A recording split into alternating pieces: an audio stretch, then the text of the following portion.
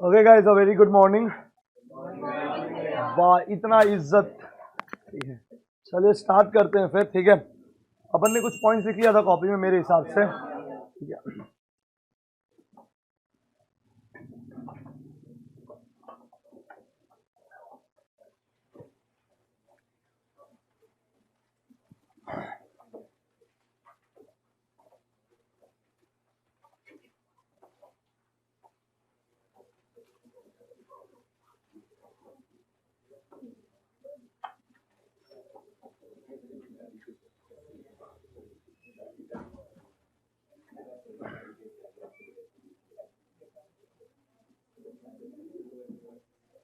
चलिए ठीक है।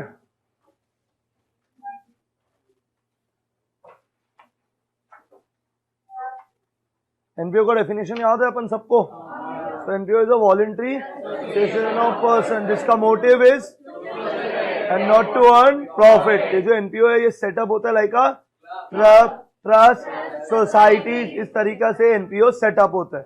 अब एनपीओ अगर अपने को सेटअप करना है, कोई भी चीज अपने को सेटअप करना है, अपने को क्या चाहिए होता है? पैसा। ओ हाई फाई वर्ड बोला है, फंड्स। तो अब ये जो फंड्स अपने को चाहिए होता है ये अलग अलग सोर्सेस से आता है। पहला सोर्सेज अगर मैं बोलूं मेंबर्स घुसने के टाइम में जो फीस देगा, फिर उसके बाद एनुअल फीस, सब्सक्रिप्शन की जगह क्या दे सकता है? Live membership fee. इसके बाद सेकेंड चीज अगर मैं बोलूं तो गवर्नमेंट ग्रांट्स, तीसरा, चौथा। तो ये सारे सोर्सेज है जिससे एनपीओ के पास फंड्स आते हैं। Is that okay for everyone? उसके बाद हम लोगों ने बोला था कि एनपीओ इसका motive is not to earn profit. तो इन लोग पीएनएल तो नहीं बनाएगा, इन लोग क्या बनाएगा? Income and expenditure. क्या बनाएगा? Income and expenditure. सही है यहाँ तक? मतलब पीएनएल की जगह इन लोग क्या बनाएगा? Income and expenditure. Balance sheet है यहाँ पे। ठीक, क्या एनपीओ ट्रेडिंग करेगा? क्या कर तो सकता है, पर उसका मेन काम ट्रेडिंग नहीं है। उसके लिए वो बनाता है इंसिडेंटल ट्रेडिंग। और ये तो सब बनेगा eight the end of the year. अभी रेगुलर बेसिस पे डेटा रखने के लिए RNP, receives and payment, which is like a word book, cash book. ठीक है, it is prepared on cash basis. यार आरएनपी को ना कोई मतलब नहीं है कि ये इस साल का रुपया है या लास्ट ईयर का रुपया है या आने वाला साल का रुपया। जो भी रुपया इस साल आया है पर्टेनिंग टू एनी ईयर, वो सब रिकॉर्ड होगा बिकॉज वो कैश बेसिस पे बना। पर आपको पता है जब हम लोग आईएनडी बनाएगा ना, क्या बनाएगा हम लोग? वो पता है किस बेसिस पे बने? Approval basis. हम खाली पॉइंट्स ओवरव्यू दे रहे हैं क्या क्या था अपना। क्या यहाँ तक क्लियर है? एक एक करके अपन लिखना स्टार्ट करते हैं। ठीक है, अपन ने कितने पॉइंट्स लिखे थे? 5। चिंटू भाई एक बार कॉपी दिखाना ना।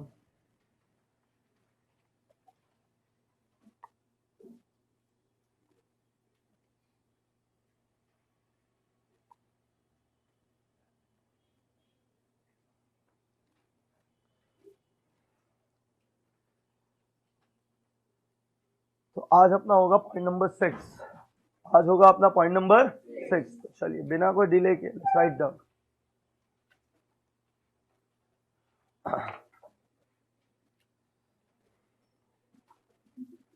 यहाँ से बिल्ड करते हैं। ठीक है, पॉइंट नंबर 6 से। ठीक है, ट्राई करना कि आप लोग फोकस कर सके। तो ये बोल के स्टार्ट करते हैं कि एनपीओ को बनाने के लिए अपने को क्या चाहिएगा? फंड्स। वहीं से स्टार्ट करते हैं। To set up the NPO, to set up the NPO,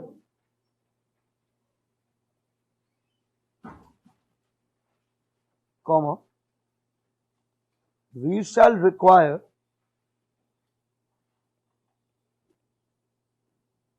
to set up the NPO, we shall require funds dash sources of funds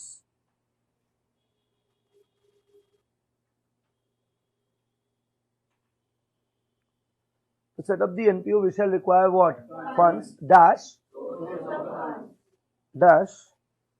number A. पहला सोर्स ऑफ फंड्स में मैं क्या लिख रहा हूं? मेंबर्स। अब आप हेल्प करिएगा। मेंबर्स कितना थी? तो इससे हम लोग 3 एरो भी खींच के यहीं लिख देते हैं। पहला जल्दी करेंगे हम लोग, एंट्रेंस फीस। उसके बाद उसके बाद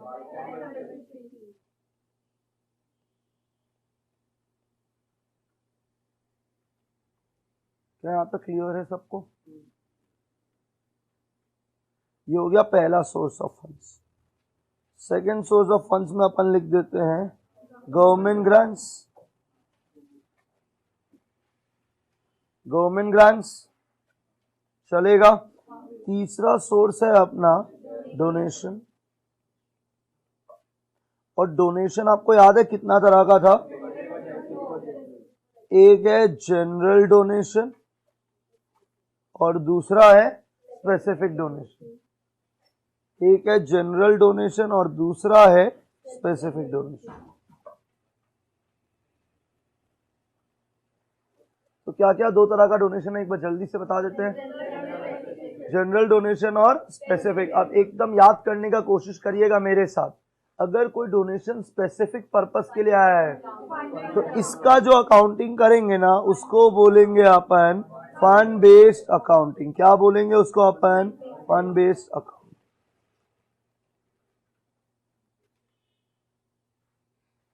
ठीक है यहां तक? चौथा सोर्स लिखते हैं अपन लेगेसी। पहले मेरे को पूरा चैप्टर समझाना तो उसके बाद में फॉर्मल जो नोट्स होता है वो भी लिखवाऊंगा, पर खाली ये तो खाली अभी वही है जो मैं समझा रहा हूँ। ठीक है, दो सेक्शन ऑफ नोट्स होगा। एक मेरा क्लास का अंडरस्टैंडिंग बेस्ड नोट्स और एक फॉर्मल नोट्स का पॉइंटर्स होगा, क्योंकि अपने में ट्रू फॉल्स भी आ सकता है। ठीक है, 1 मार्क के क्वेश्चंस भी रेलिवेंट हो जाते हैं। Is this clear to everyone? ठीक है, तो कितना तरह के सोर्सेज ऑफ फंड्स हमने लिख दिया है। अच्छा, कोई डाउट, कोई दिक्कत? तो हम लोग को एनपीओ सेटअप करने के लिए क्या चाहिएगा? फंड्स। और ये फंड्स कितने सोर्सेज बोला है मैंने? पहला सोर्स मेंबर्स, दूसरा गवर्नमेंट ग्रांट, तीसरा डोनेशन, चौथा लेगेसी। कोई डाउट, कोई दिक्कत? बढ़िया। Point number 7।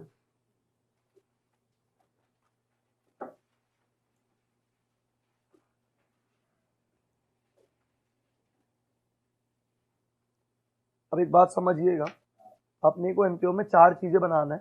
कितना चीजें बनाना है? 4। सबसे पहला चीज तो रिसीव्स एंड पेमेंट्स, दूसरा चीज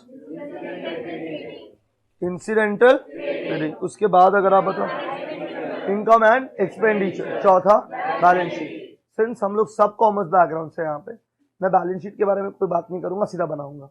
ये सबको पता है लायबिलिटी क्या होता है, एसेट क्या होता है। नहीं तो ये चैप्टर हम लोग कर क्यों रहे पता नहीं, क्योंकि मेरे अजम्पशन में था कि सबको बेसिक अकाउंटेंसी आता है। ठीक है, तो अपन एक एक करके ज्ञान लेना स्टार्ट करेंगे आरएनपी से। किससे ज्ञान लेना स्टार्ट करेंगे? तो आरएनपी के ऊपर जितना पॉइंट्स होता है पहले सारा लिखवाऊंगा, उसका एक एग्जांपल भी करवाऊंगा कि आरएनपी बनता कैसे।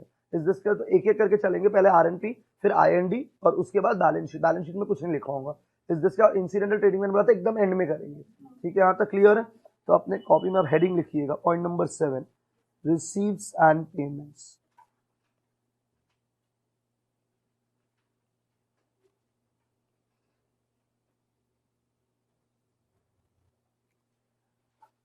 Receipts and payments। पहला एरो। ट्राई करना अपना फोकस रखे। अब आप एकदम आराम से मेरा बात समझिएगा। ये जो रिसीप्ट्स एंड पेमेंट्स है, क्या बोला मैंने? It is like a cash book. It is like a cash book. तो मैं पहला पॉइंट वही लिखूंगा, it is like cash book. It is like a what guys? Cash book, which shows, it is like a what? Cash book, which shows the summary of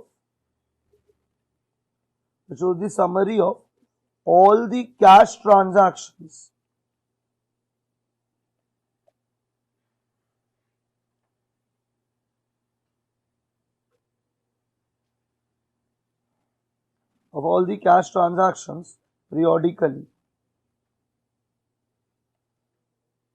It is like a cash book which shows the summary of all the cash transactions periodically. Is that okay for everyone?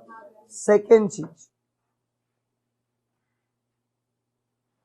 it is prepared on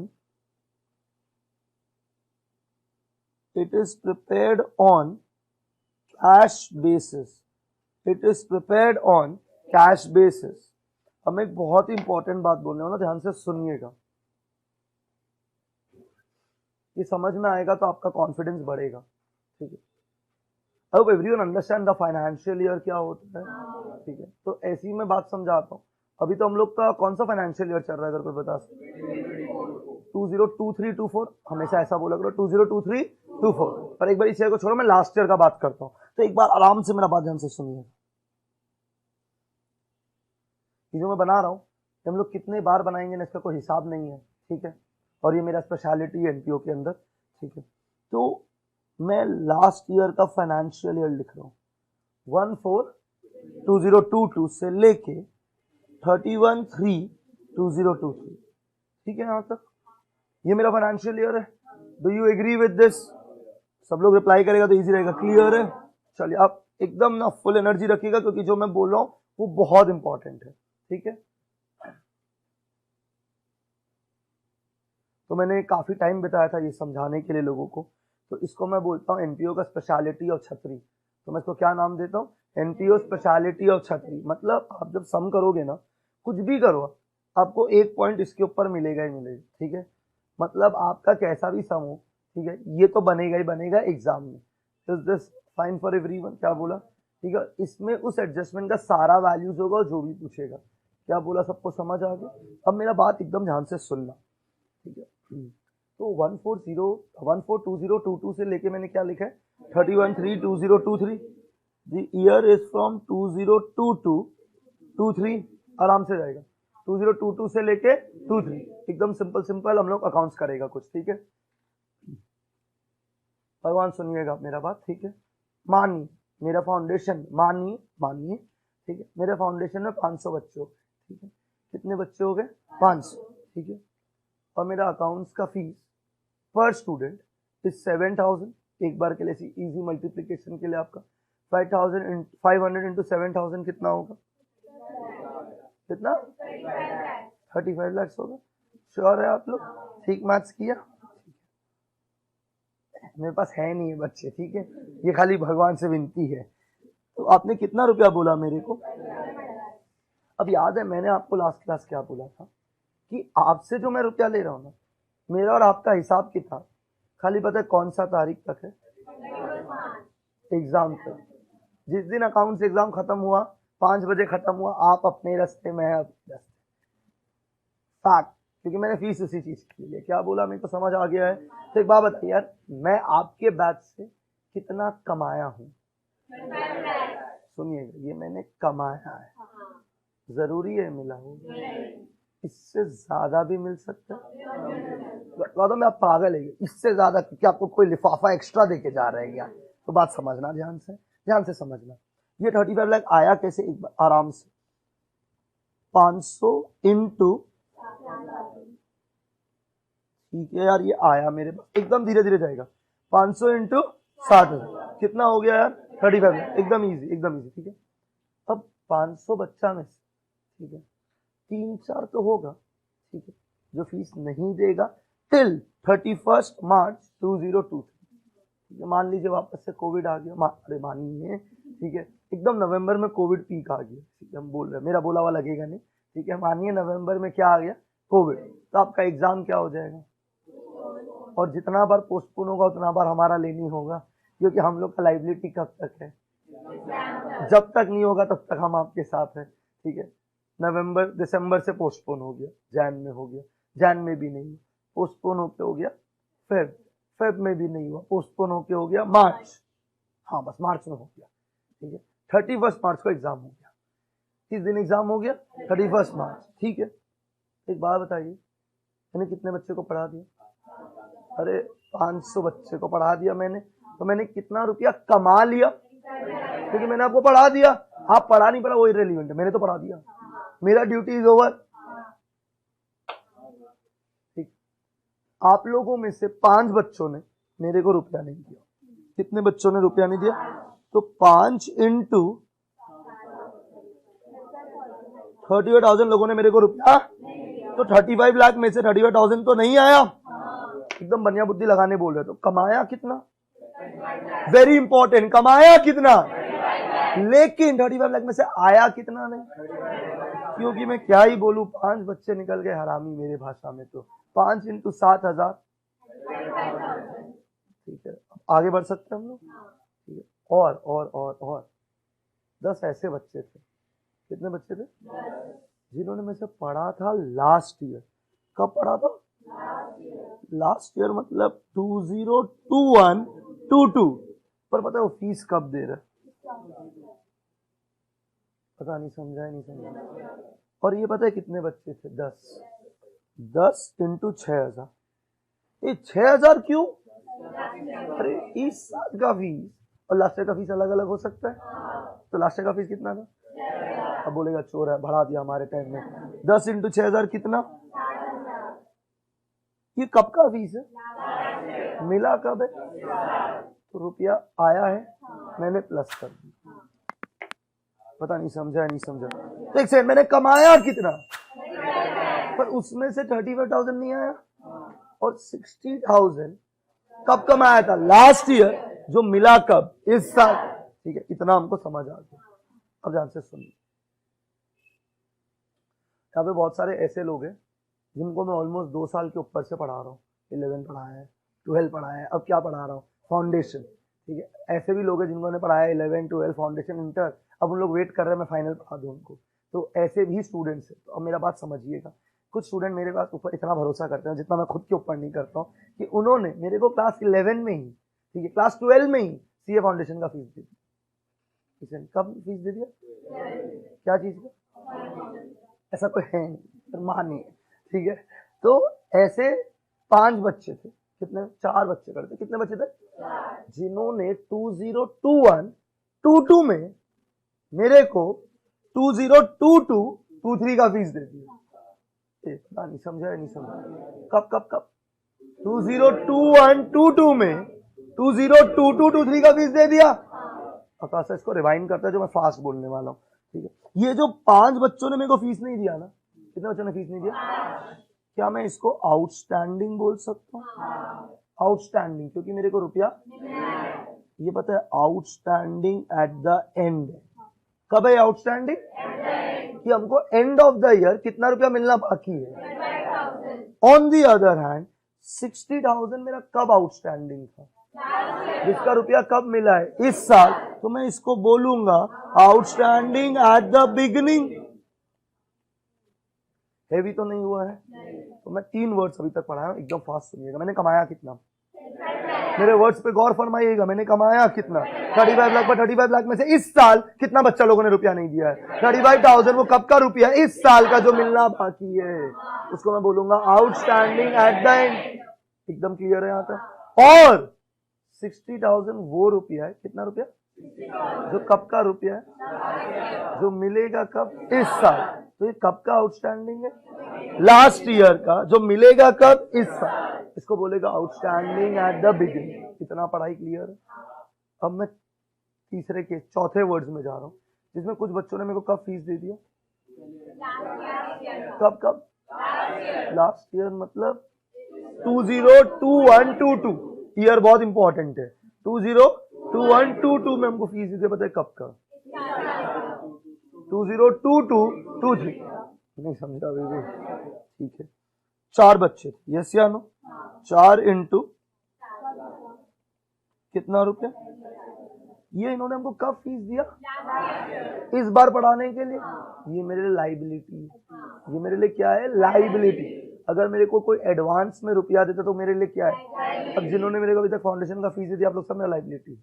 हम आपसे बच नहीं सकते जब तक आपका exam, और अब फीस नहीं दिया तो हम बोलेगा कि I don't care, I don't know you, I don't have any liability. I hope you can understand.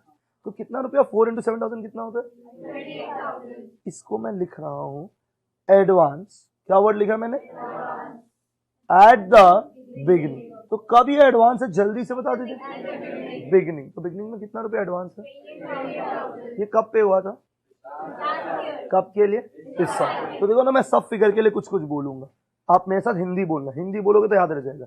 35 lakh का मतलब था जो मैंने इस साल, ब्रिलियंट, कमाया है। 35,000 वो रुपया है जो मैंने कमाया इस साल है, पर अभी तक मिला नहीं है। 60,000 पता है कब कमाया था, पर मिला कब है? इस साल। 28,000 मिला कब था? पर है कब का? इस साल। ठीक है, आपको पता है मैं आपको फाउंडेशन पढ़ा रहा हूँ, फाउंडेशन के बाद क्या होता है? ओ चलो ये तो पता है, फाउंडेशन के बाद क्या होता है? इंटर। ठीक है, आपको शायद पता नहीं होगा कि मैं इंटर भी पढ़ाता हूँ। मैं क्या पढ़ाता हूँ? इंटर। तो इंटर में मैं 4 पेपर पढ़ाता हूँ। कितना पेपर पढ़ाता हूँ? फाउंडेशन में 2 पढ़ाता हूँ और इंटर में कितना पढ़ाता हूँ? 4। ठीक है, तो inter is of total 800 marks. कितना मार्क्स का? 800। तो 800 में से मैं कितना मार्क्स पढ़ाता हूँ? 400। काफी ज्यादा होता है। ठीक है, तो ये जो मैं पढ़ाता हूँ इंटर, तो मैं हम लोग कुछ बच्चे को क्या बोलते हैं समझना प्लीज, मार्केटिंग स्टंट करना पड़ता है। ठीक है, जैसे फाउंडेशन का एग्जाम खत्म हो गया, बच्चा सांस ना ले, बच्चा सांस क्यों लेगा ना? ठीक है, फाउंडेशन का एग्जाम हुआ नहीं, अगले दिन इसको पता है बोल दिया ये इंटर शुरू कर दोगे, तुम पास तो हो ही जाएगा, हमको भरोसा है। ठीक है, तो ऐसा हमारा एक स्टूडेंट था, पूरा उसको बैठा दिया हम लोग क्या पढ़ने के लिए, इंटर। याद है हम बोला था फर्स्ट क्लास, और हम लोग उससे इंटर का फीस भी ले लिया। किसका फीस ले लिया? अरे हम लोग बिजनेसमैन है, पहले हम लोग क्या लेता है? फीस। जब तक लक्ष्मी का भोग नहीं चढ़ेगा तब तक आगे शब्द नहीं निकलेंगे। अरे ऐसी मजाक कर रहे थे, जज मत करो। ठीक है, तो हम लोग ने उससे इंटर का फीस ले लिया। क्या चीज का फीस ले लिया? इंटर। ठीक है, foundation is cheap, inter is expensive. तो ऐसे हमने 2 बच्चों को फंसा लिया। ठीक है, कितने बच्चों को फंसा लिया? 2। ठीक है, कितना? 2 इंटू 80,000 इज इक्वल टू, ओ ये 1,60,000 मेरे को मिला कब? कब पढ़ाने के लिए? समझ आ रहा है हम क्या बोल रहे हैं? This is my advance at the end. Do you agree? हाँ या ना? अब मेरा बात ढंग से सुनना, ये जो आउटस्टैंडिंग और एडवांस है ना, क्या बोला मैंने? आउटस्टैंडिंग मतलब मिलना बाकी, क्योंकि तो मिलना है मेरे को, और एडवांस मतलब पैसा मिल गया है, मेरे को सर्विस देना है। तो आउटस्टैंडिंग मेरा एसेट होगा, एडवांस मेरा लायबिलिटी होगा, क्योंकि ये खर्चा नहीं है, ये इनकम है, क्योंकि मेरे को मिलना है। अब मेरा वर्ड्स पे ध्यान दीजिएगा। 35 लाख रुपीज वो है जो मैंने कमाया, पर क्या मेरे को 35 लाख रुपीज कैश में मिला है? कैश इससे ज्यादा भी हो सकता है, कम भी हो सकता है। सही बोला? हाँ या ना? ये एक बात बताओ, 35,000 मिला या नहीं मिला? तो मैंने इसको माइनस कर दिया, इसी माइनस कर दिया, क्योंकि मेरे को इस साल मिला नहीं। 60,000 कब का रुपया? पर मिला कब? इस साल, तो मैंने प्लस कर दिया। 28,000 मिला कब था? तो क्या इस साल मिला गया? इसको भी मैंने क्या कर दिया? ये सब करके एक आंसर आएगा, वो डिनोट करेगा जितना रुपया मेरे को इस साल मिला। मेरे को इस साल जितना रुपया, मतलब मैं ये समझाना चाहता हूँ, जितना आप कमाते हो और जितना आपको मिलता है, दोनों में डिफरेंस होता है। जितना आप कमाते हो दैट इज अक्रूवल बेसिस, और जितना आपको मिलता है इस कैश। सही है? ठीक है, अब बहुत हाई फाई एग्जाम्पल है, अब एकदम बच्चा लेवल एग्जाम्पल लेता है। तो मेरा इस जगह का रेंट है 1 लाख रुपया, इजी मैच करने के लिए। कितना मेरा जगह का रेंट? 1 लाख। मैं कितना महीना यहाँ पे काम कर रहा हूँ? 1 साल में कितना महीना होता है? एकदम टाइम पास मत करना, 1 साल में कितना महीना होता है? 12 इंटू 1 लाख। टाइम पास बोलना है। सही है जवाब। अब 12 लाख रुपया, 12 लाख रुपया मेरे को अपना लैंडलॉर्ड को पे करना है। मैंने दिया या नहीं दिया पता नहीं, पर देना कितना है? मतलब मेरा खर्चा 12 लाख है। ठीक है, मैंने अपने लैंडलॉर्ड को दिया 9 लाख, तो मैंने दिया, पेमेंट कितना किया और देना कितना है? कितना देना बाकी है? आउटस्टैंडिंग। अब तुम सुनो, ये वाला आउटस्टैंडिंग मिलने वाला नहीं है, तो ये क्या हो जाएगा? लायबिलिटी, क्योंकि ये एक्सपेंस वाला आउटस्टैंडिंग है। तो आउटस्टैंडिंग 2 जगह होगा, एक एक्सपेंस वाला, एक इनकम वाला। इनकम वाला आउटस्टैंडिंग तो एसेट होगा, एक्सपेंस वाला आउटस्टैंडिंग लायबिलिटी होगा। ठीक है यहाँ तक? अब कोई भी चैप्टर पढ़े which is very big in content, मतलब यार अगर आप मेरा पहले का लेक्चर्स भी है, इसके अंदर अराउंड 20 to 23 लेक्चर्स है, तो कोई भी चैप्टर जो बहुत बड़ा होता है, you need to have patience for 8-9 classes to get the rhythm of it, because ये चैप्टर छोटे नहीं है। तो आपको 6, 7 या 8 क्लासेस पेशेंस रखना पड़ेगा टू अंडरस्टैंड एग्जैक्टली क्या हो रहा है। और मैं भी एक दिन में आपको फीलिंग नहीं दे सकता भाई यही फ्लो है चैप्टर का, तो प्लीज 6-7 क्लासेस पेशेंस रखिए to let me build a flow of the chapter. ठीक है, तो मैंने अभी क्या बोला एकदम ध्यान से सुनिएगा। मेरे को रेंट पे कितना करना है? ब्रिलियंट। ठीक है, पर मैंने पे कितना किया? मैं सिंपल बोलने वाला, ध्यान से सुनिएगा। कितना देना बाकी है? 3 लाख मेरा आउटस्टैंडिंग है, ये मेरा लाइबिलिटी है। अब मेरा फास्ट समझिएगा, खर्चा कितना है? ये जाएगा इनकम एंड एक्सपेंडिचर। ये कहाँ जाएगा? क्योंकि मैंने धंधा कितने महीने किया है, तो मैंने कमाया कितना, खर्चा कितना महीना, कमाया कितना महीना? मैंने अगर 12 महीना कमाया है ना, तो उस 12 महीना में जितना भी खर्चा लगा है, चाहे पे हो नहीं, वो सारा जाएगा पीएनएल में। पीएनएल का मतलब income and expenditure for this chapter, because you do our accounting on which basis. देखो, तुमने ना मेरे को प्रॉमिस किया था कि तुमको बेसिक आता है, उसके लिए मैंने चैप्टर उठाया।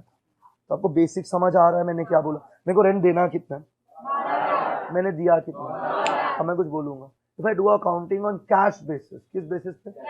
तुमको 12 लाख से मतलब है, 9 लाख से मतलब है? तुमको 12 लाख से कोई मतलब? अगर मैं अपना अकाउंटिंग किस बेसिस पे करता और आरएनपी किस बेसिस पे बनता है, तो बता आरएनपी में कितना जाएगा, पर आईएनडी में कितना जाएगा? जितना मेरा खर्चा लगा है उस 12 महीना में, कितना बच गया? ये 3 लाख देना बाकी। इसको बोलेगा outstanding. Slow, outstanding. And outstanding is a liability. Is that okay? Outstanding is a liability. और लायबिलिटी पता है कहाँ जाता है? Balance sheet. तो 3 फिगर्स कोट कर रहा हूँ, 9 लाख, 3 लाख, 12 लाख। समझ आया? मतलब पता है मैं क्या बोलना चाहता? RNP is prepared on which basis? और कैश बेसिस करने के लिए ना आदमी को अकाउंट्स नहीं आना होता, बस कॉमन सेंस आना होता है कि कितना पैसा आया, कितना पैसा गया। तो एक बात समझ लो, मेरा बाहर यहाँ स्टाफ बैठता है जो फीस कलेक्ट करता है, जो ही करता है, he doesn't know accrual basis, he know which basis. वो आता है, रुपया लिख देता है, रुपया जाता है, वो लिख देता है। उसको थोड़ी हिसाब है कितना आना चाहिए, कितना जाना चाहिए। उसको मैं बोलता भाई मैंने ये पेमेंट किया, वो लिख देता। आरएनपी एग्जैक्टली वही है। आरएनपी मेरे भाषा में वो मुनि में जो बैठ के खाली लिखता है कितना पैसा आया, कितना पैसा गया, कितना जाना चाहिए या कितना आना चाहिए, वो हिसाब नहीं है। क्या बोला, समझ आया है? उसके लिए RNP does not help us to calculate the surplus और डेफिसिट। सरप्लस और डेफिसिट समझते हो? ठीक है। RNP only help us to know कि what is the closing balance of cash at the end of a time period, कि बस कितना रुपया कैश बचा है। Is that okay?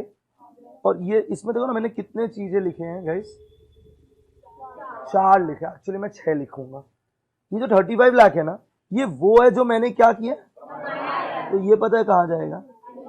अनएक्सपेंडिचर। सही है। ये जो मैंने चारों लिखा है ना, ये चारों पता है कहाँ जाएगा? बैलेंस शीट, या तो एसेट में, और जितना मेरे को मिला है ना, तो हम लोग को ऐसा कुछ सम करना पड़ेगा, क्योंकि वो एग्जाम में पता है क्या बना के देगा? आरएनपी। क्या बना के देगा? और उस आरएनपी से आपको क्या बनाना है? आईएनडी। तो तुम बताओ RNP is prepared on which basis? तो you need to convert your cash basis into accrual basis, और you need to convert your accrual basis into cash basis. कुछ भी हो सकता है। और एग्जांपल देता हूं मैं एसेट्स यूज कर रहा हूं। एसेट वैल्यू बढ़ेगा या गिरेगा? गिरने को क्या बोलता है? Depreciation. Depreciation is a what item? It's a non cash item. तो क्या वो आरएनपी में आएगा? पर वो खर्चा तो है, वो आईएनडी में तो आएगा। Can you understand the difference? 100%। अब मैं एक बहुत इंपॉर्टेंट चीज बोलने वाला हूँ, ध्यान से सुनिएगा। लाइफ मेंबरशिप की समझते हो? ठीक है ना? ध्यान दे रहा है आप लोग? एकदम आराम से सुनना, ठीक है? तो आलिया नामक एक लड़की था। क्या लड़की? आजकल औरत बन गई, ठीक है? तो माँ भी बनने वाला है, ठीक है? तो हम उसी आलिया का बात कर रहे हैं, ठीक है? तो जो आलिया बन, ओ हाँ sorry, I am still not over it. So Alia क्या बन गया है? माँ। काफी जल्दी था, ठीक है? तो आलिया क्या बन गया है? माँ। तो आलिया जो हमारा औरत है, आलिया जो हमारा क्या है? औरत, वेरी रिच, हाँ या ना? वो हमारे क्लब में मेंबर है। हमारे क्लब में क्या है? मेंबर। उसने लाइफ मेंबरशिप पे किया है 20 लाख रुपया ओनली। तो उसके तो ओनली है, ठीक है? तो कितना रुपया पे किया? 20 लाख। हाँ, जिसका बच्चा लोग का कपड़ा साल में 20 लाख का, तो उनके तो ओनली है, ठीक है? तो लाइफ मेंबरशिप पे कितना रुपया पे किया? 20 लाख। अब मेरा रिदम कैच करना। तो एनपीओ के पास रुपया आया है, कितना रुपया आया है? ये आरएनपी में जाएगा। रुपया आया है, गया है? तो रिसीट में जाएगा 20 लाख, ठीक है। अब एक बात समझ में, क्या 20 लाख रुपए इस साल का है क्या? ये उसका लाइफ टाइम का है, जब तक आलिया मैडम जिंदा है, हाँ या ना? ये एनपीओ के लिए इनकम नहीं है, ये एनपीओ के लिए पता है क्या है? Liability. It is a capital receipt, it is a कोई भी पैसा जो डे टू डे बेसिस वाला नहीं है, रेकरिंग इन नेचर नहीं है, वो कैपिटल होता है। अगर आया है तो कैपिटल रिसीव, गया है तो कैपिटल एक्सपेंडिचर। कैपिटल, वैसे मैं अगर फर्नीचर खरीदूंगा तो कैपिटल एक्सपेंडिचर, मैं रेंट पे करूंगा तो रेवेन्यू एक्सपेंडिचर, मैं सैलरी पे करूंगा तो रेवेन्यू एक्सपेंडिचर। मैं इसके लिए समझाया हूं कि अगर मेरे पास लाइफ मेंबरशिप फी का रुपया आया तो क्या ये आरएनपी में होगा क्या? तुम लोग सोचो और फिर बोलो। हाँ 100% होगा, मेरे पास रुपया आया, पर क्या ये आईएनडी में होगा क्या? आईएनडी में खाली रेवेन्यू आइटम जाता है, जबकि ये क्या आइटम है? तो ये आईएनडी में नहीं जाएगा। ये कहाँ जाएगा? Balance sheet. मतलब what I am trying to give you an overview is, हम लोग आपको पहले एक आरएनपी बनाना सिखाएगा। क्या बनाना सिखाएगा? RNP. RNP is prepared on which basis? Cash basis. उसको खाली ये मतलब है रुपया आने से, जो भी रुपया इस साल आया, does not matter last year का है, अगले साल का, जो भी रुपया इस साल आया है वो सारा रिकॉर्ड हो जाएगा। हाँ या ना में रिप्लाई कर दीजिए। And it contains both the items, revenue as well as capital, revenue as well as capital. क्या यहाँ तक क्लियर है? And RNP helps us to ascertain the balance of the cash. ये हमने पढ़ाया है। चलिए बताइए, क्या लगता है आपको समझ आया है या नहीं? हम लोग एक एक अकाउंट सीखना स्टार्ट करेंगे। तो पहला अकाउंट में क्या सिखा रहा हूँ? आरएनपी। जब तक मैं आरएनपी नहीं सिखाऊंगा मैं आगे एकदम नहीं बढ़ सकता। तो क्या यहाँ तक सबको क्लियर है? तो RNP is like a which book? Cash book, which shows summary of all the cash transactions periodically. It is prepared on which basis? मतलब जो भी रुपया आएगा, चाहे लास्ट ईयर का, इस साल का, अगले साल का, उसको इससे मतलब, उसको रुपया आने से मतलब, ये हमने बोला है। क्या आपको समझ आ गया ये भी? तो चलिए बिना कोई ढीले के लिख ही लेते हैं यहाँ पर। तो it is prepared on which basis? Cash basis.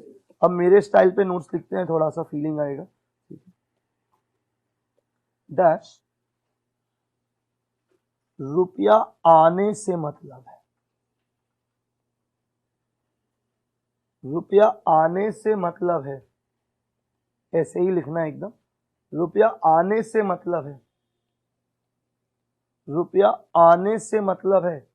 Dash, कब का है? That is irrelevant. कब का है? That is what? इररेलीवेंट। बस इस साल अगर रुपया आए तो वो लिख दीजिएगा। कौन सा टाइम पीरियड क्या, वो हम लोग के लिए क्या है? इररेलीवेंट। आई होप मेरा भावना ही समझ गया आप नोट्स का। It is prepared on what basis? Cash basis. रुपया आने से मतलब है, कौन सा, कब का है? That is what? Irrelevant. Is that okay? Number 3, मतलब थर्ड एरो आरएनपी के अंदर,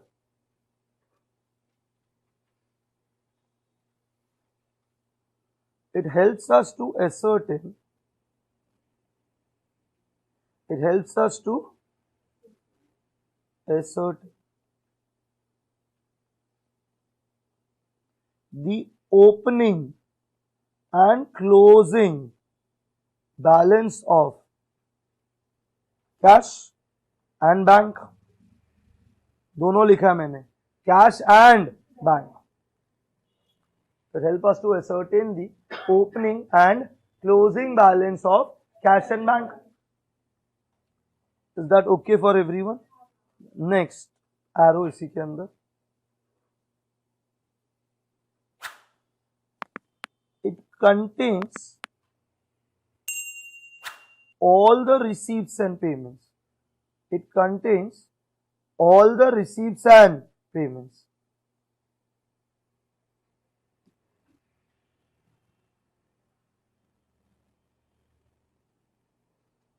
It contains all the receipts and payments. It contains all the receipts and payments. Dash.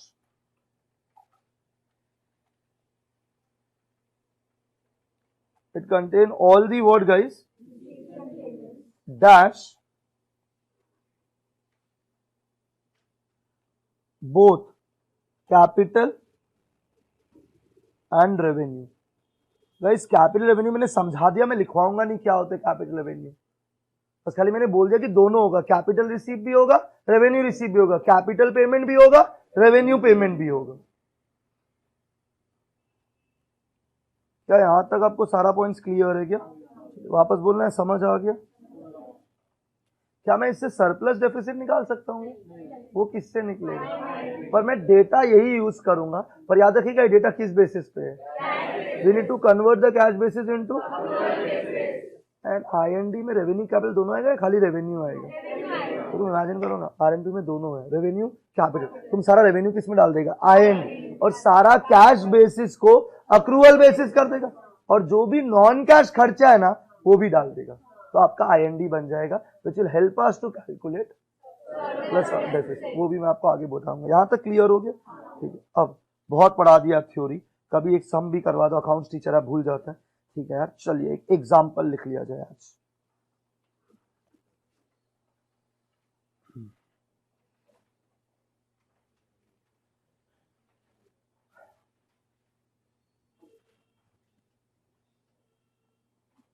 यहां तक सब क्लियर है क्या? ठीक है, प्लीज एग्जाम्पल नोट्स के अंदर ही लिखिएगा। ठीक है, वापस बोल रहा हूँ, in this part of the field where we are in, ठीक है, the notes are extremely important, क्योंकि it will not be possible unlike class 12 जहाँ पे हम लोग अपना सिलेबस 3 बार पढ़ाते हैं, ये सब यहाँ पे नहीं होता है। We teach the syllabus only once and we teach it properly. There might be revision classes, but the revision are not meant to teach you again. ठीक, I hope this is clear to everyone. So please be pertaining with your notes. Notes are very very important. ठीक है, foundation का syllabus short है, कुछ कुछ chapter वापस पढ़ाया भी जा सकता है। ठीक है, but as you go forward with the syllabus it is impossible. For example मैं इंटर में अकाउंट्स पढ़ाता हूँ, वो 200 घंटे का, हम लोग बस एक बार पढ़ा दे काफी है, क्योंकि उनको 8 महीना मिलता है पूरा इंटर का जर्नी में। 8 सब्जेक्ट है, कोचिंग भी है, रिविजन भी है और सेल्फ स्टडी भी है। तो इम्पॉसिबल इज द वर्ड। तो हम लोग एक बार पढ़ाते हैं पूरा शिद्दत से, और फिर एक बार मैराथन ले लेते हैं। मैराथन मतलब लॉन्ग स्ट्रेच में पढ़ा देते हैं, एक बार रिवाइज करा था, done. We can not keep teaching the syllabus in the kind of the journey where we are. यहाँ पे भी रिविजन करेंगे, पर रिविजन का मतलब नहीं है कि मैं 15 क्लास लेके वापस से पढ़ा रहा हूँ, तो ये पॉसिबल नहीं है। तो प्लीज मैं बहुत स्लो जाऊंगा, please maintain the notes very very properly. You will need it for the later reference. Is this clear? Example,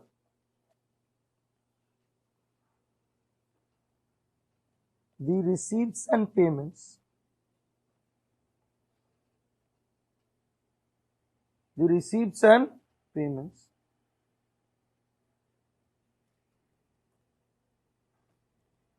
for the Swaraj Club, the receipts and payments for the Swaraj Club for the year ended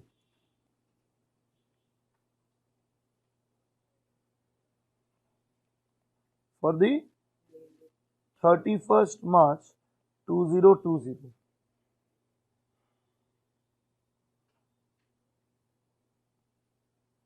The receipts and payments for the Swaraj Club for the year ended 31st March 2020 were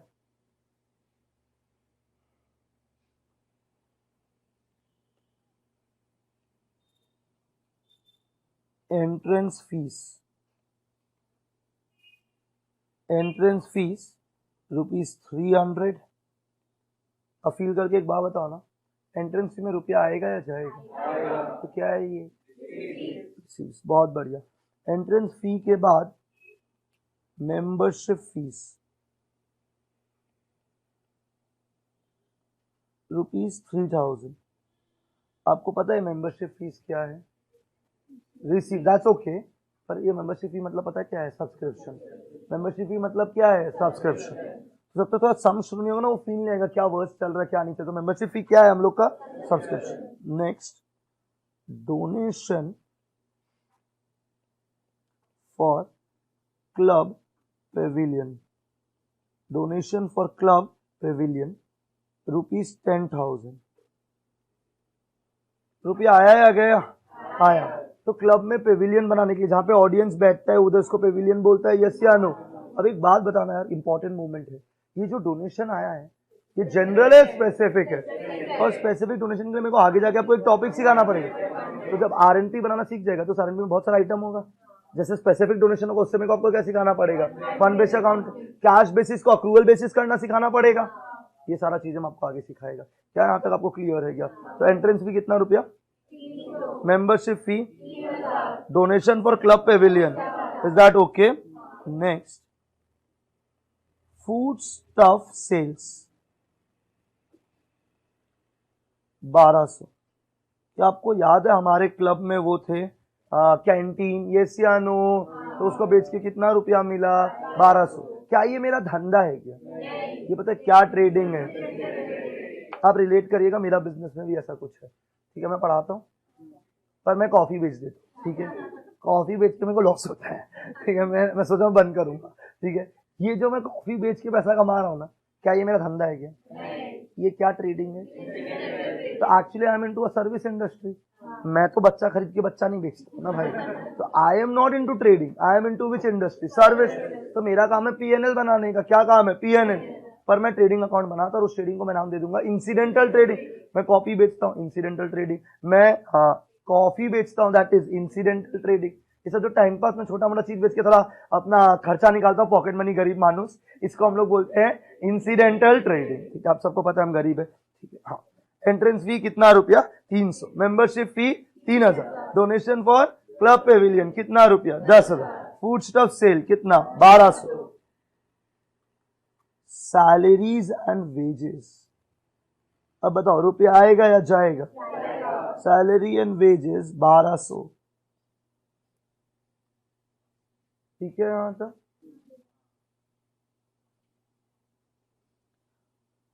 purchase of food stuff.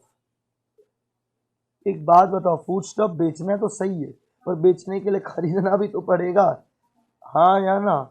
तो purchase of food stuff 800 रुपया।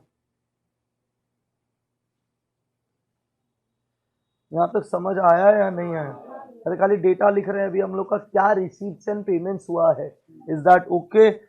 Next, construction of club Pavilion. याद है मेरे को club Pavilion के लिए क्या मिला था? 11,000 रुपये। तो एक बात बताओ, डोनेशन कितना आया था, पर बनाने में कितना लगा? अरे कोई पाप नहीं है, अलाउड है। ठीक है, जितना लगेगा उतना का बनाएगा ना, ये थोड़ी कि आधा बना के बोलेगा और नहीं बनाएगा, डोनेशन कम था। बाकी जगह तो पैसा है ना धंधा में भाई, तो अपना नॉर्मल धंधा से रुपया निकाल के बना लो। ठीक है, तो रोना रोई मत करना। ठीक है, आगे बढ़ रहे हैं। यहां तक लिख लिया आपने? जनरल एक्सपेंसेस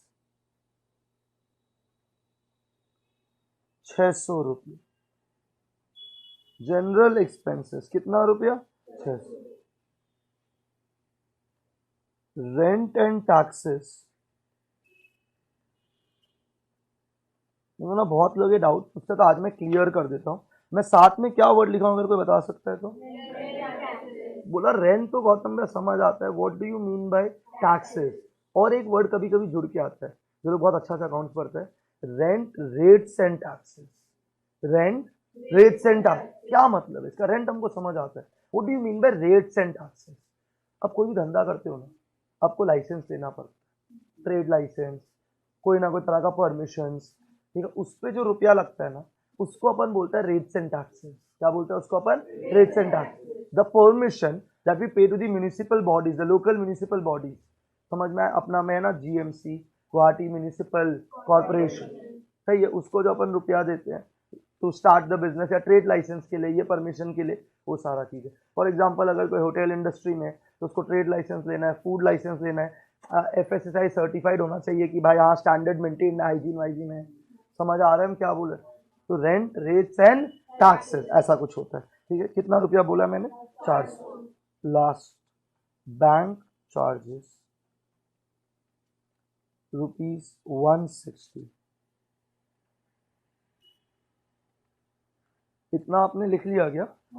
अब इसके नीचे लिखिएगा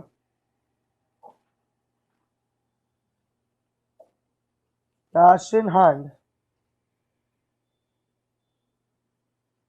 on 1st April,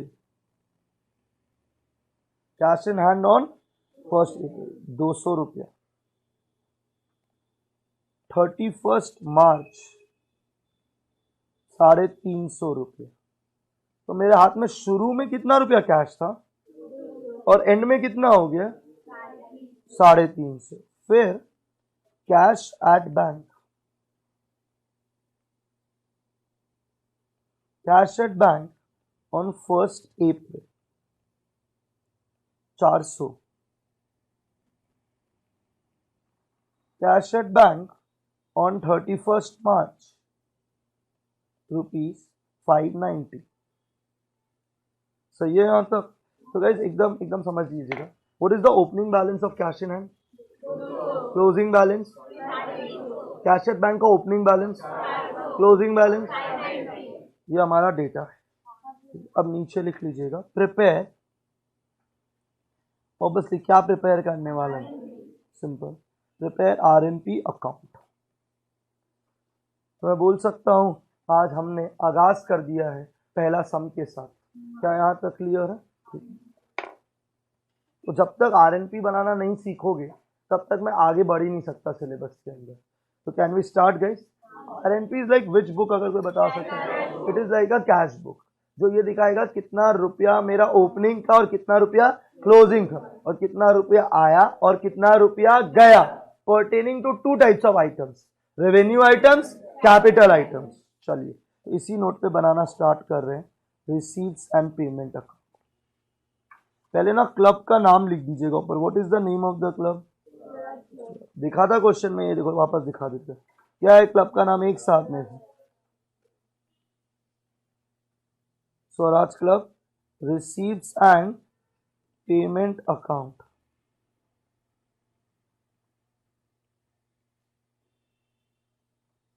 for the year ended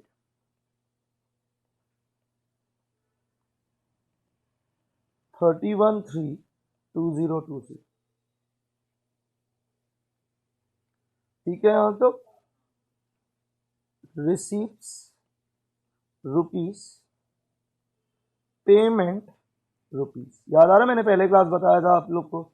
तो इसके ऊपर जरूर से लिख दीजिए एक बार, डेबिट साइड हो गया ये अपना, और ये अपना क्या हो गया, क्रेडिट साइड। वापस बोलना है, क्लियर है यहाँ का? आपका बेसिक टेस्ट हो जाए थोड़ा सा। Cash in hand and cash at bank are our what? Thank you बोलने के लिए। क्या है हम लोग का? एसेट। एंड एसेट्स का opening balance will be on the debit side and the closing balance will be on the credit side. ठीक है, यहां तक का पढ़ाई। तो मैं रिसीव्ड साइड में जाके लिखूंगा to balance BD, to balance BD. BD मतलब ब्रॉट डाउन। दो चीज का ओपनिंग बैलेंस लिखे, कैश और बैंक का। तो बता सकते कैश का ओपनिंग बैलेंस कितना है? 200, और बैंक का सॉर्टेड। क्या यहां तक क्लियर है? ये ओपनिंग बैलेंस लिखना हो गया, तो हम इस पे टिक कर देते हैं कि मैंने दोनों का क्या बैलेंस लिख लिया है, ओपनिंग। सही है यहां तक? अब पढ़े फटाफट से, पहला आइटम क्या दिया हुआ हम लोग को बता। अब तुम एकदम स्पीड में बता सकते हैं हमको। एंट्रेंस फी में रुपया, तो हम लोग ये बताए किस साइड पे लिखेगा, तो रिसीव साइड में जाके लिख रहे हैं हम लोग टू एंट्रेंस फीस। चलो बताओ कितना रुपया entrance fees? Done done done. Entrance fee के बाद नेक्स्ट क्या है? आप बताओ। मेंबरशिप फी में रुपया, तो ये भी हम लोग कौन सा साइड पे लिखेगा? कम रिप्लाई था। टू मेंबरशिप फीस कितना? उम्मीद लगा रहे सब साथ में चल रहे हैं। मेंबरशिप फी का बहुत ही इजी चीज कर रहा है, हमको पता है आपका जोश ज्यादा होगा, पर कंट्रोल करिएगा। What is the next item given? Donation for club pavilion, रुपया आएगा। ठीक है, तो हम लोग यहां लिखेंगे to donation for club pavilion. अभी कुछ बच्चा सोचेगा कितना इजी है, भूलिएगा मत, ये पहला है। ठीक है, 50-60 नंबर तक पहुंचेंगे तो पता चलेगा कितना इजी है। To donation for club pavilion कितना रुपया? 10,000। Is that okay guys? Next item बताना है आराम से, फूड स्टफ सेल। तो पैसा आ रहा है या जा रहा है? तो हम लोग किस साइड पे लिखिएगा? रिसीट्स है टू फूड स्टफ सेल्स। कितना रुपया आ रहा है? परफेक्ट है। ठीक है, चलिए बढ़िया, यहां तक भी हो गया हमारा। What is the next item guys? Salary and wages. ऐसा आ रहा है या जा रहा है?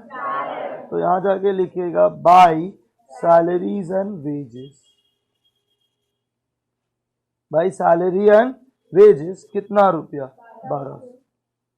क्या आपका कोई बुद्धि का उपयोग हो रहा है? नहीं, आप खाली बोल रहे हैं रुपया आया तो लिख देते, रुपया गया तो लिख देते। हमको कोई मतलब नहीं है 1200 कब का है, हमको रुपया आने और जाने से मतलब है। उम्मीद लगा रहे कम से कम ये तो बना लेगा आप। सैलरी वेजेस का what is the next item? पैसा जाएगा by purchase of food stuff. By purchase of food stuff कितना?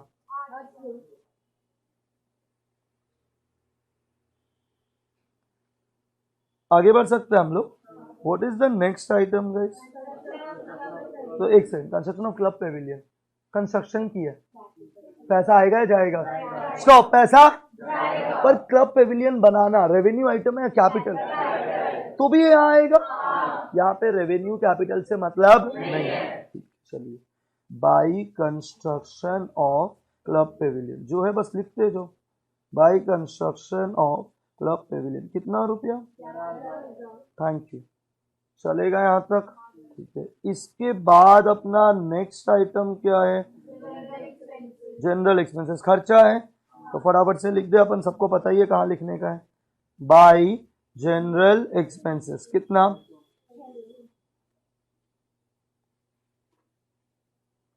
ठीक है यहाँ तक। अब बाई जनरल एक्सपेंसेस के बाद what is the next item?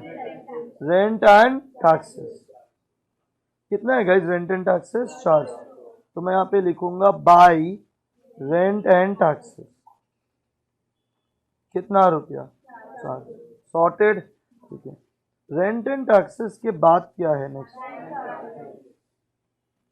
Bank charges भी यहाँ पे आएगा, बाई बैंक चार्जेस।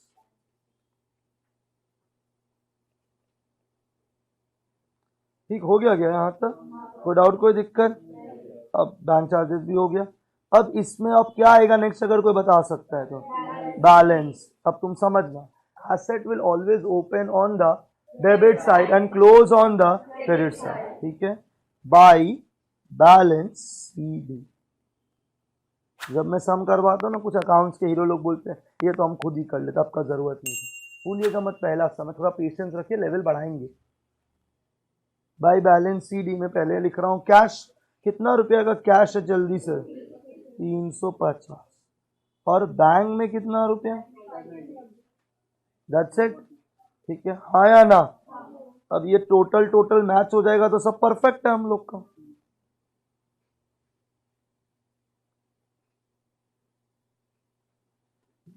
तो we have two chapter NPO, one is the CUET crowd and one is the CA foundation crowd. CA foundation student आपके पास ही अलाउड है, ठीक है। तो please please please carry calculator, ठीक है, बिकॉज आप लोग यूज टू नहीं हो ये कैलकुलेटर के। तो एकदम सबसे पहला चीज, ठीक है, मंडे ऑनवर्ड्स, कब से? आपको 2 दिन का टाइम दे रहे हैं हम, हर कुछ मंडे से स्टार्ट होता है ना।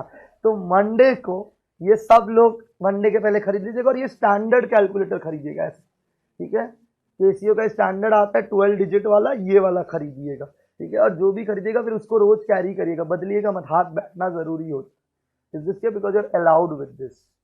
क्या बोला, समझ में आ गया? हाँ या ना? तो कुछ तो बोलते तो मेरा अकाउंट बढ़िया, बस मेरा कैलकुलेशन खराब है। Now it's the time to show your talent, because you have what? Calculator. और जो लोग सीयूटी दे रहे हैं उनके लिए अलाउड नहीं है, ठीक है। चलिए एनीवे हम इसको ऐड कर ले हम लोग, हम तो कैलकुलेटर यूज करेगा, बढ़िया नहीं हम यूज करेगा 200 प्लस 400 प्लस 300 प्लस 3000 प्लस, हमसे होता नहीं है ये, 10,000 प्लस 1200, बढ़िया। कितना आ रहा है? 15,100। अब सम हम ही किया है तो यहाँ पे भी कितना होगा? 15,100। जो लोग हमसे पढ़ा उनको मेरा कॉन्फिडेंस पता है, हम हमेशा बोलेगा मैच होगा, हो या नहीं हो बात का बात है, ठीक है। तो 15,100। सीए फाउंडेशन में थोड़ा कम ही रखते हैं क्योंकि नंबर ऑफ सम ज्यादा है और सब तो घर से सॉल्व नहीं किया हुआ है ना। तो क्या यहाँ तक क्लियर है क्या? कोई डाउट, कोई दिक्कत? ये मैंने क्या चीज का अकाउंट बनाया है?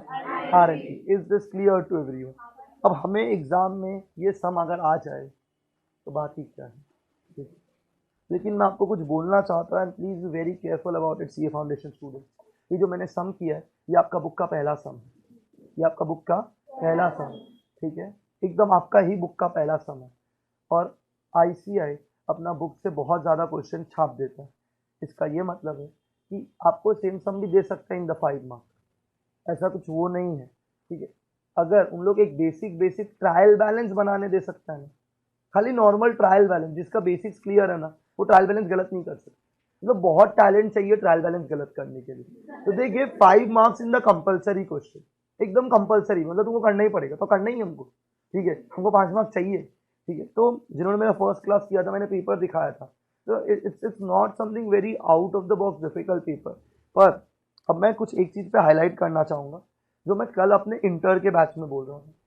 मैं हमेशा ना एक चीज बोल के पढ़ाता हूँ, आप जिस भी लेवल पे पढ़ रहे हो, आपका प्रिपरेशन उस लेवल का नहीं होना चाहिए, उसके ऊपर का होना चाहिए।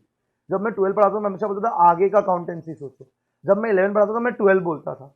मैं जब फाउंडेशन पढ़ाता ना, मैं इंटर बोलता। बहुत सारे ऐसे चैप्टर्स है which are a direct platform to inter, ठीक है। और इंटर में ना वो बेसिक्स क्लियर करने का टाइम नहीं होते, ठीक है। मतलब I got a certain set of students जिनको सेल्स का एंट्री नहीं आता है इंटर में, गुड सोल्ड टू राम का एंट्री नहीं बना पा रहे। अब भाई अगर आप इंटर में जाके गुड सोल्ड टू राम का एंट्री नहीं लिख पा रहे ना, मैं कितना भी अच्छा अकाउंट टीचर हूँ या मैं कितना भी खराब अकाउंट टीचर हूँ, मैं आपका भविष्य का दिया नहीं जला सकता। So please, this is the time in foundation where you have the entire basics. Please make sure that you all are clear with every single part of accountancy. Because when you go to internal, there are 8 subjects. कितने subjects है? 8 में से ना 2 paper accounts के होते। कितने paper? 2। वो ही आपको सबसे कंफर्ट फीलिंग तभी देगा जब आपका अकाउंट्स क्लियर है। और अगर अकाउंट्स का बेसिक क्लियर नहीं और ये पेपर आपको कंफर्ट फीलिंग नहीं दे रहा ना, inter will be one hell of a ride, ठीक है। तो आपको मैं एकदम बोलना चाह रहा हूँ कि just to put into context समझिएगा, ठीक है। तो लास्ट टाइम जो अपने नॉर्थ ईस्ट में जो अकाउंट्स हाईएस्ट थे at foundation inter in my accounts paper, दोनों मेरे स्टूडेंट थे, ठीक है। Foundation highest was 94, foundation highest was 94। अब वही वो स्टूडेंट था जिसको 12 में भी 100 आया था, ठीक है। 11 में 96 97 वाला बच्चा था। तो मतलब जिसका बेसिक्स क्लियर है ना, उनको कोई नहीं रोक सकता मार्क्स लाने से, ठीक है। तो score 94 in class CA foundation के accounts. Class 12 score was what 100 fluke से नहीं आते, ठीक है। 90 फ्लूक से आ जाए 12 में, ठीक है, क्योंकि उनका 2 बार बोर्ड एग्जाम ऐसा लोग बोलता है। लेकिन you scoring 100 is not by a fluke, 100%, ठीक है। जो लास्ट टाइम जो स्टूडेंट को आया था इंटर में 91, कितना आया था 91, ठीक है। अकाउंट्स 91 इंटर का, इसका ये मतलब है कि अगर उसको बाकी सारे पेपर में ग्रुप 1 में 3 और पेपर होते, अगर उसको तीनों में 40-40 भी आता ना, तो भी उसका सीए इंटर का ग्रुप 1 पास था। 40-40-40 इज 120, 120 प्लस 90 इज 210, और आपको चाहिए होता है 200 out of 400 in your CA inter पहला ग्रुप। मतलब उसको और कोई पेपर में मार्क्स ही नहीं चाहिए था अगर उसका अकाउंट्स में 91 था। पर रियलिटी ये कि लोग को 91 दिखता है, पर मैं आपको रियलिटी बताता हूँ, उसका 91 के पीछे 6 बार पूरा अकाउंट्स का बुक सॉल्व, उसने 6 बार पेपर किया था। मतलब उसने पेपर में जाके एक भी सम काटा ही नहीं, मतलब उसके पूरे पेपर में एक सम में भी क्रॉस नहीं था। That's the level of preparation. He give 8 mock test, 8 mock test दिया था, and that is the willingness of the student, ठीक है। मेरे को लगता है टेस्ट क्या होता है भाई, जज कर लो अपने को 15 क्वेश्चन लेके बैठ के। मेरे लिए टेस्ट वही होता है, मैं इसी में मानता हूँ कि आप कोई, क्योंकि आपका जो मेन एग्जाम इन्वायरमेंट होगा और एक जो क्लासरूम टेस्ट होगा, इसमें बहुत डिफरेंस है, ठीक है। आप लोग अभी रिसेंट में बहुत लोग बोर्ड्स दे के आए हो, प्लीज समझिएगा, आप यहाँ पे कितना भी टेस्ट दे लो, वहाँ का माहौल और यहाँ का माहौल में ना बहुत डिफरेंस होता है। इधर क्या है, 1 मार्क नहीं आते, नहीं आते छोड़ लो, ठीक है। वहाँ 1 मार्क नहीं आते ना, तो सीन बहुत अलग होता है। You can never replicate your exam environment here. मैं कितना भी पोस्टर डाल दूं, मैं इन्विजिलेटर रहूंगा, I give you that same exam feeling, no one can give you that same exam feeling. That exam feeling comes only on that exam day. I am telling, मेरा तो यही मानना है। मतलब मेरे को तो कभी और फीलिंग आता ही नहीं, मेरे को जब तक वो exam day feeling exam day वाले दिन ही आएगा। ये सबके आप दे सकते हैं टेस्ट अपना स्पीड देखने के लिए, ये देखने के लिए, पर मेरे को लगता है आपको सबसे बेस्ट इवैल्यूएशन ये करना चाहिए कि आपको आते हैं नहीं आते बाय पिकिंग रैंडम क्वेश्चन। तो मैं उसके साथ यही करता था, मैंने उसका एग्जाम नवंबर में, मैं अक्टूबर में उसको स्क्रीनशॉट भेजता था क्वेश्चन का, ये करो वो करो randomly, without letting him revise the chapter. Revision आप बार बार नहीं कर सकते, you have to store your content here. तो आप जो भी अभी एनपीओ पढ़ रहे हो, मैं बहुत धीरे पढ़ा रहा हूँ, because I want you guys to retain it, not for now when your exam is in November और December, तब तक रिटेन रखने का अपने को, that is very very important। तो मैं आपको खाली ये बोल रहा हूँ, आपको फाउंडेशन पास करने के लिए कितना मार्क्स चाहिए 200, और हर पेपर में कितना चाहिए 40। आपको अकाउंट्स आराम से 70 to 80, मतलब 60 प्लस तो लाना बहुत ईजी है, कैसा भी पेपर आ जाए, ठीक है। 70 to 80 का टारगेट रखो अकाउंट्स में, ताकि बाकी सब पेपर में 45-50 भी है तो यार gone, you are done. Although इतना कम आता नहीं, क्योंकि इको एंड बीसीके वाला paper is a lottery paper. Last time किसी को 65 के नीचे नहीं आया मेरा बस, ठीक है। जो सब पास हो रहे हैं, ठीक है। तो in that scenario it becomes a very मतलब scoring paper at the end of the day. So you need to understand कि एग्रीगेट इज वेरी इजी अगर आपका अकाउंट स्ट्रॉन्ग है तो, मतलब 200 लाना स्ट्रेस नहीं है। और मैंने देखा जिन लोगों का अकाउंट स्ट्रॉन्ग है ना, उनको 200 का स्ट्रेस नहीं, उनको 40 का स्ट्रेस हर पेपर में। तो please make sure that you study all the subjects equally. अपना एक्सपर्टीज मत दिखाइए, क्योंकि आपको इस फील्ड का एक्सपर्टीज नहीं है, जिनको है उनको दिखाने दीजिए।